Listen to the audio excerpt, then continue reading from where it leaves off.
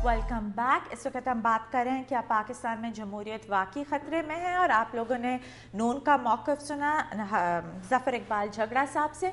समसाम, आपने झगड़ा साहब की बात सुनी, और मुझे तो अभी तक नून लीग जो है वो एक बहुत फ्रेंडली अपोजिशन का किरदार अदा करते हुए नज़र आ रही है, तो आप इस पर क्या कहेंगे? देखिए, वो कह रहे थे कि हमने आवाम को ये तासर देने के लिए ये बातें की हैं कि हम कोई फ्रेंडली अपोजिशन नहीं है।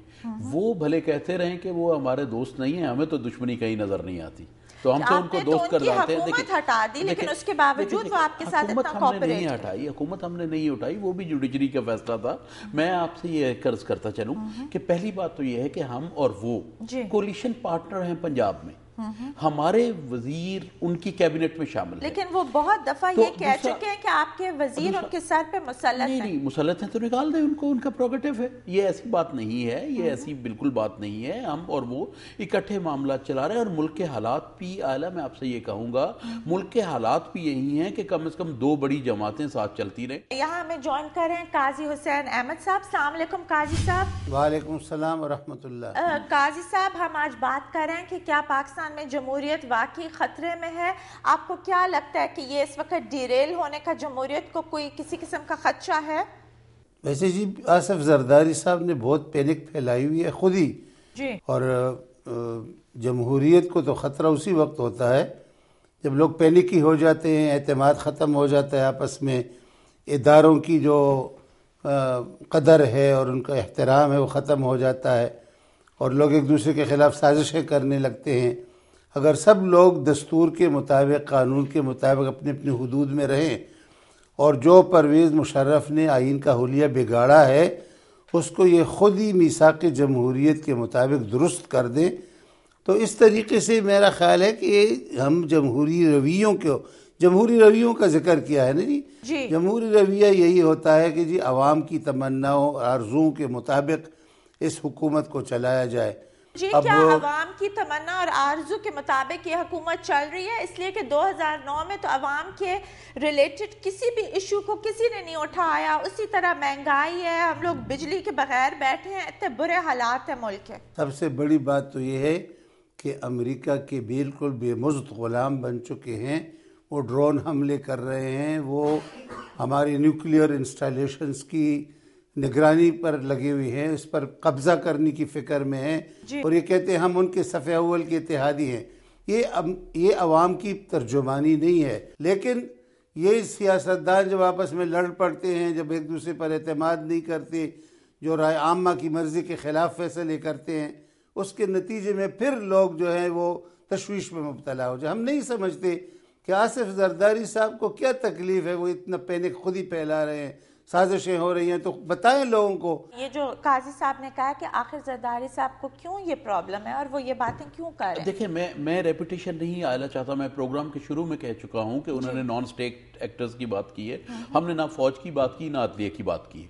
फौज का एक अपना पैरामीटर्स है, उसमें वो काम कर रहे हैं। एक्सक्यूज मी समसाम, इस वक्त वो नॉन स्टेट एक्टर्स कौन इतने एग्रेसिवली काम कर रहे हैं कि आप लोगों को वही कह रहा हूं। देखिए, सख्त मौक़िफ़ लेना पड़ रहा है। मैं आपसे ये अर्ज करता हूं कि अभी अदलिया की बात ये कर रहे थे, तो अदलिया का हम एहतराम भी करते हैं, अदलिया के फैसलों का एहतराम भी करते हैं, और हमें सबको करना चाहिए। आयन की बात की काजी साहब ने, मेरे बड़े मोहतरम हैं, और मैंने हमेशा इनकी और इनकी पार्टी की, एक जमहूरी पार्टी है, हम इनकी इज्जत करते हैं। ये जो LFO पे साइन किया था MMA ने, और मुशर्रफ के साथ वहां तो रही, बलोचिस्तान में हुकूमत में भी शामिल रहे, जरा इसकी थोड़ी वजाहत फरमा दें तो मुझे पता लग जाएगा कि ये जो 17th अमेंडमेंट है जिसको हम तो खत्म करने जा रहे हैं, आखिर ये LFO और ये चीजें लाने की क्या मजबूरी थी MMA को के ऊपर परवेज़ मुशर्रफ के साथ? वैसे जी, LFO को तो आप लोगों ने, सब लोगों ने माना था, और उसके मुताबिक आप सब लोगों ने उसमें इस इलेक्शन में हिस्सा लिया था। ये तो जब हम आए तो मैंने खुद ये सवाल उठाया, और जब उन्होंने कहा कि LFO आइन का हिस्सा है, मैंने कहा जी आइन का हिस्सा उस वक्त बनेगा जब ये आइन की में दिए हुए तरीक़ेकार के मुताबिक पास हो जाएगा। आप LFO की तरफ जा रहे हैं, आप मौजू से हट रहे हैं, तो हम बिल्कुल आपके साथ हैं। आप 17वीं तरमीम को ख़त्म कर दें, आप आइन को ओरिजिनल शक्ल में ले आएँ, سوال کا جواب نہیں ملا ہے. سوال یہ کرنا چاہوں گی کہ ہمیشہ پاس میں جب بھی ڈیموکریسی پاکستان میں ہوئی ہے تو ایجنسیز کا رول رہا ہے اس کو ڈی سٹیبلائز کرنے میں. تو آپ کیا سمجھتے ہیں کہ ایسی کوئی صورت آپ کو نظر آ رہی ہے یا اس وقت آرمی اور ایجنسیز کی ہینڈز آف پالیسی ہے؟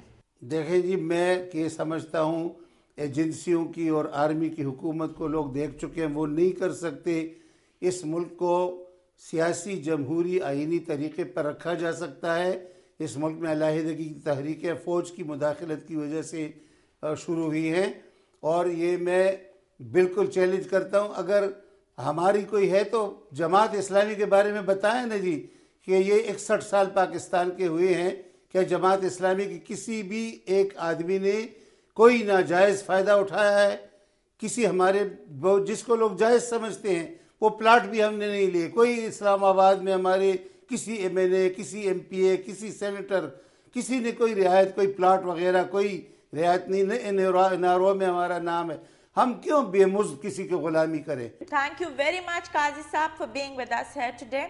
سمسام مجھے یہ بتائیں، ابھی قاضی صاحب نے بھی پلاٹوں کا ذکر کیا، اور اب پیپلز پارٹی کی حکومت پہ اتنے زیادہ کرپشن کے ایلیگیشنز ہر دفعہ کیوں ہوتے ہیں؟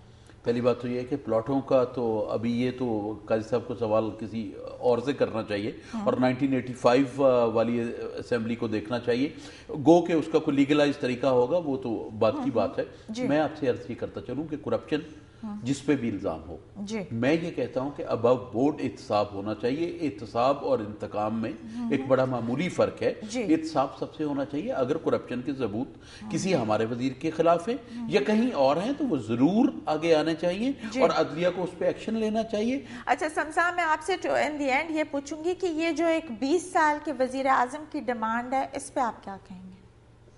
20 سال کی وزیر اعظم، یہ جو آپ ہی کی پارٹی کی طرف سے کئی لوگ کہہ رہے ہیں کہ 20 ایئرس کے ایج کرنی چاہیے فار دا پرائم منسٹر تاکہ بلاول بھٹو آ کے اور پرائم منسٹر بن سکیں ان دا نیکسٹ الیکشن. بات یہ ہے کہ وہ تو خیر 20 سے بہت زیادہ عمر کے ہوں گے ہمارے. جی ہاں، لیکن انہیں شاید معلوم نہیں ہے بیکاز یہ 20 سال کا کہہ رہے ہیں. راجہ ریاض صاحب دیکھیں، عرض یہ ہے کہ ہم 73 کے کانسٹیٹیوشن پہ یقین رکھتے ہیں اور ہم اس کو in its true letter and spirit restore کرنا چاہتے ہیں.